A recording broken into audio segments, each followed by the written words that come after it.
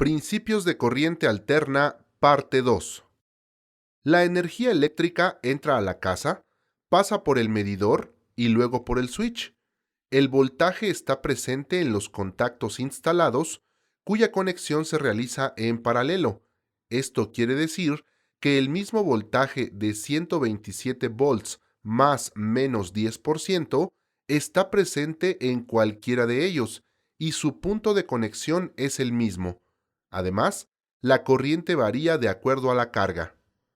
Al conectar algún aparato eléctrico o electrónico al contacto, los electrones, que son partículas pequeñísimas con carga negativa, se desplazan en los conductores de cobre de los cables y en los dispositivos internos de los aparatos, como el motor que mueve las aspas de la licuadora, el compresor de un refrigerador o el motor de una lavadora.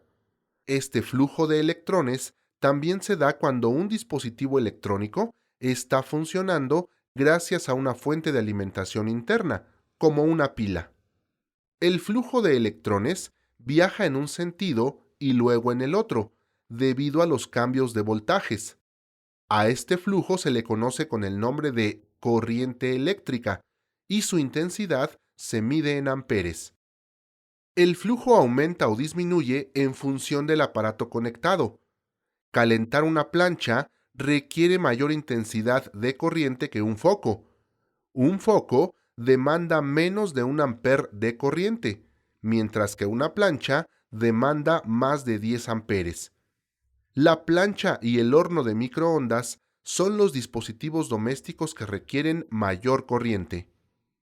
Para comprender mejor los parámetros eléctricos de voltaje y corriente, ejemplificando con una conexión en paralelo, se montan sobre una tabla o acrílico los sockets en paralelo.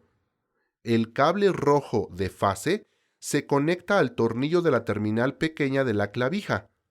El apagador debe conectarse en el conductor de fase. El cable blanco a la terminal grande de la clavija. Al conectar la carga de unos focos ahorradores y operar el apagador, en el extremo de la conexión en paralelo se cerrará el circuito. Otro parámetro que es necesario conocer es el de la potencia. Se representa con la letra P y sus unidades son los watts. La potencia se calcula multiplicando el voltaje por la corriente. La mayoría de los aparatos especifican la potencia que requieren, pero ¿qué corriente consumen? De la fórmula de potencia despejamos la corriente y con un simple cálculo podemos determinar la intensidad de corriente que consumen los aparatos eléctricos y electrónicos en nuestra casa.